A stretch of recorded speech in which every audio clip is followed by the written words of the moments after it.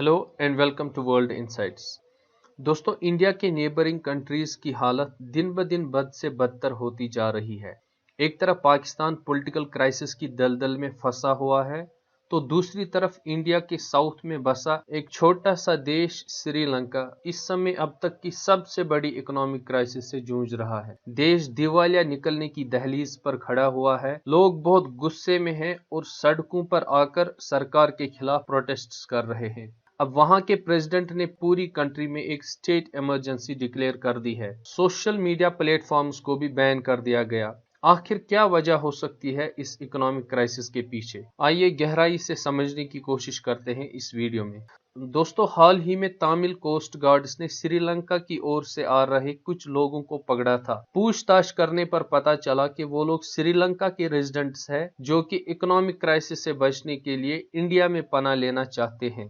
श्रीलंका की बदहाली का अंदाजा आप इस बात से लगा सकते हैं कि पेपर की एक्यूट शॉर्टेज की वजह से वहां के मिलियंस ऑफ स्टूडेंट्स अपने एग्जाम्स नहीं लिख पा रहे।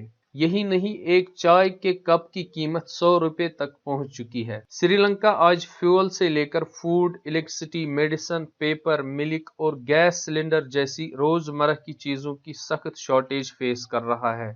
लोगों को फ्यूल खरीदने के लिए कई कई घंटे लाइंस में लगना पड़ रहा है। आपको जानकर हैरानगी होगी कि उनके हर फ्यूल स्टेशंस पर पेट्रोल और डीजल को डिस्ट्रीब्यूट करने के लिए आर्मी फोर्सेस को डिप्लॉय किया गया है। इलेक्ट्रिसिटी शॉर्टेज इतनी ज्यादा है कि लोगों को 13 आवर लॉन्ग पावर कट्स का शिकार होना पड़ रहा है। यहाँ तक कि सरकार ने स्ट्रीट लाइट्स को बंद करने का ऑर्डर भी दे दिया है ताकि इलेक्ट्रिसिटी जो है वो बच सके।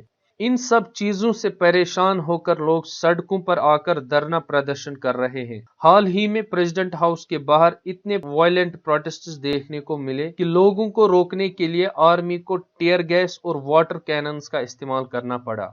और इसी वायलेंट प्रोटेस्ट्स के चलते श्रीलंका की सरकार में जो 26 मिनिस्टर्स थे, सब के सब एक साथ रिजाइन कर गए। लेकिन उनके प्राइम मिनिस्टर महिंद्रा राजापक्सा, जो कि प्रेसिडेंट गोटाबा राजापक्सा के भाई है, इन दोनों ने रिजाइन नहीं दिया।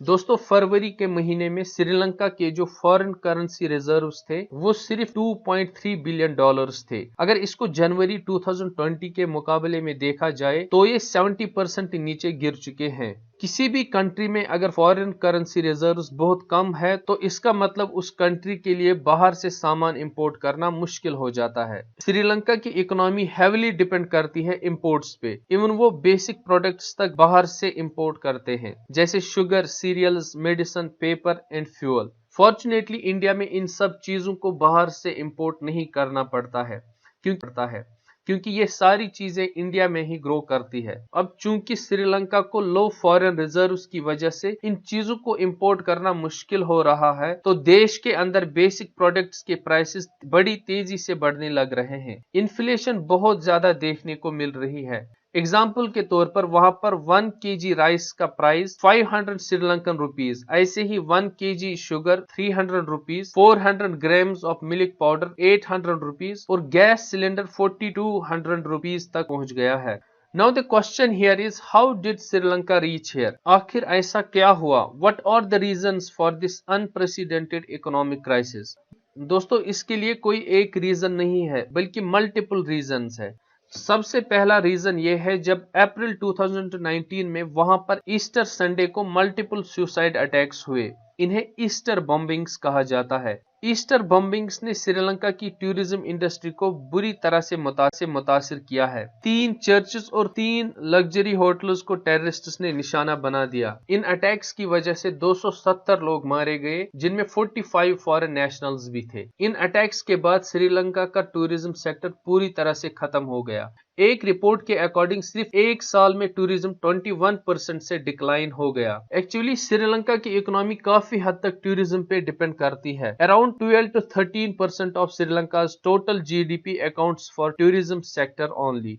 दूसरा टाइम पीरियड आता है दिसंबर 2019 का। ये टाइम था एक बैड पॉलिटिकल डिसीजन मेकिंग का, जब हाल ही में बने श्रीलंका के प्रेसिडेंट गोटाबा राजापक्सा ने टैक्स रेट्स कट करते हुए वैट को 15% से 8% कर दिया। वैट को कम करने का मकसद था कि लोगों के लिए चीजें सस्ती हो जाए ताकि कंजप्शन को बढ़ाया जाए, तो अल्टीमेटली गवर्नमेंट के पास ज्यादा से ज्यादा रेवेन्यू जनरेट हो जाए। लेकिन ऐसे फैसले वेल प्लानिंग और सही टाइमिंग के साथ किए जाते हैं। नतीजा ये निकला कि इस बैड डिसीजन की वजह से टोटल रेवेन्यू और डिक्लाइन हो गया, यानी कि इनकम और कम हो गई।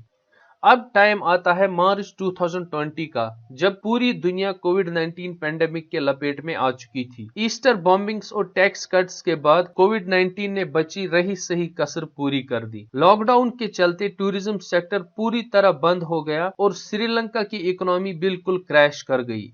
लेकिन फिर भी इतनी बुरी हालत तो नहीं होनी चाहिए थी सिर्फ टूरिज्म के खत्म होने से। यहाँ पे और भी कुछ रीजंस थे, जैसे सरकार का एक बहुत ही बड़ा बैड डिसीजन था जो कि अल्टीमेटली एक ब्लंडर साबित हुआ।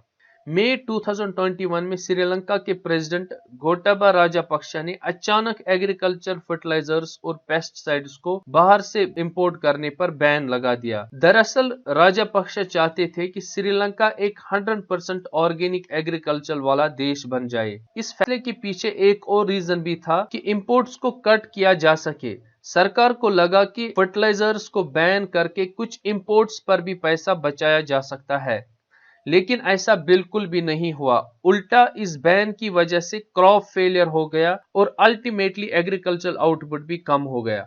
दोस्तों, ऑर्गेनिक फार्मिंग एक अच्छी चीज होती है। इससे ऑर्गेनिक खाना मिलता है जो कि एनवायरनमेंट और हेल्थ के लिए अच्छा होता है। लेकिन कहा जाता है कि ऑर्गेनिक फार्मिंग की एफिशिएंसी शॉर्ट टर्म में अच्छी नहीं होती, यानी कि फर्टिलाइजर्स और पेस्टिसाइड्स को यूज ना करके प्रोड्यूस अप्रोक्सीमेटली 25% तक कम हो जाता है। तो एग्जैक्टली यही देखने को मिला। श्रीलंका एक ऐसा देश था जो कम से कम राइस प्रोडक्शन में सेल्फ सफिशिएंट था, लेकिन इस फैसले के बाद वहां पे राइस की प्रोडक्शन भी कम हो गई और इसको भी बाहर से इंपोर्ट करना पड़ा। ऐसे ही श्रीलंका वर्ल्ड में टी का सेकंड लार्जेस्ट एक्सपोर्टर है, लेकिन इस सेक्टर में भी इस फैसले के बाद 50% पर ईयर का लॉस देखना पड़ा। और इन सब के अलावा एक और रीजन है, दैट्स फॉरेन डेब्ट। ये कोई नई चीज नहीं है, बल्कि ये एक हिस्टोरिकल प्रॉब्लम रह चुकी है श्रीलंका के लिए। श्रीलंका 2004 से ही कर्जे में डूब चुका था, जैसा कि उन्होंने $11.8 बिलियन सॉवरेन बॉन्ड्स के थ्रू डेबिट लिया था। ऐसे ही एशियन डेवलपमेंट बैंक का डेबिट $4.8 बिलियन है और $3 बिलियन जापान और चाइना का डेबिट है। यहाँ पर चाइना को भी बराबर जिम्मेदार ठहराया जाता है। कहा जाता है कि यहाँ पर चाइना डेब्ट ट्रैप डिप्लोमेसी करने लग रहा है। China billions of dollars land करता है देशों को ताकि वो बड़े बड़े इंफ्रास्ट्रक्चर प्रोजेक्ट्स बनाए, और जब दूसरा देश उनसे प्रॉफिट नहीं कमा पाता है, डेब्ट को रिपे नहीं कर पाता है, तो चाइना उस चीज को अपने कब्जे में ले लेता है। इसका एक बड़ा एग्जाम्पल है श्रीलंका का हम्बनटोटा पोर्ट, जो कि नवंबर 2010 में बनाया गया था, जिसका कॉस्ट $1.3 बिलियन था, जो कि चाइना से लोन लेके बनाया गया। लेकिन इस पोर्ट को बहुत बड़ी लॉसेस सहने पड़े। श्रीलंका इस कर्जे को वापस नहीं चुका पाया। फिर अल्टीमेटली इस पोर्ट को एक चाइनीज कंपनी ने 99 ईयर्स की लीज पर ले लिया, और इन्हीं सब रीजंस की वजह से इनकी करेंसी श्रीलंकन रुपीस की वैल्यू तेजी से नीचे गिर रही है।